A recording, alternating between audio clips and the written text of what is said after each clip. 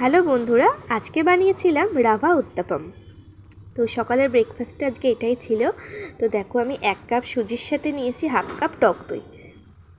এবার এটাকে সামান্য পরিমাণ জল দিয়ে ভালো করে মিশিয়ে 15 থেকে 20 মিনিটের জন্য ঢাকা দিয়ে রেখে দেব।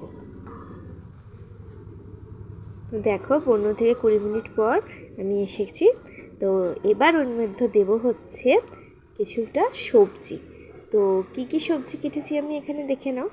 ধনেপাতা, তার সাথে ছিল গাজর, পেঁয়াজ কুচি, টমেটো কুচি, আর নিয়েছিলাম হচ্ছে কাঁচা লঙ্কা কুচি।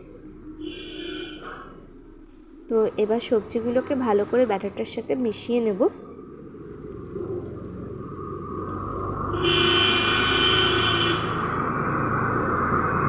তো দেখো কি সুন্দর কালারফুল লাগছে কিন্তু।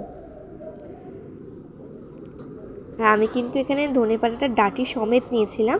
তো তোমরা কিন্তু ডাঁটিটা ফেলে দিয়ে পাতাগুলোকে কুচিয়ে নিতে পারো। তো এবার দেখো, এর মধ্যে সামান্য পরিমাণ নুন আর গোলমরিচের গুঁড়ো অ্যাড করব, আর সাথে দিয়েছি কিছুটা পরিমাণ গোটা সর্ষে। দেখো, আমার ব্যাটার পুরো রেডি। এবার আমি একদম অল্প পরিমাণ সাদা তেল ব্রাশ করে নিয়েছি।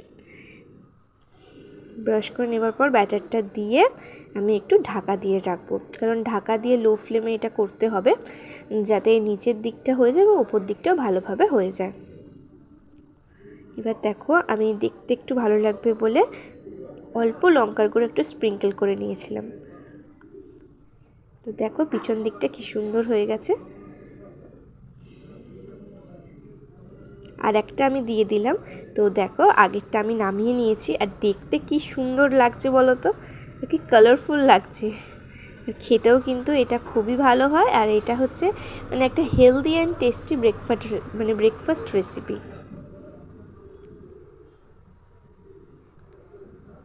দেখো, খুব সফট হয়েছিল, খুবই সফট হয়েছিল।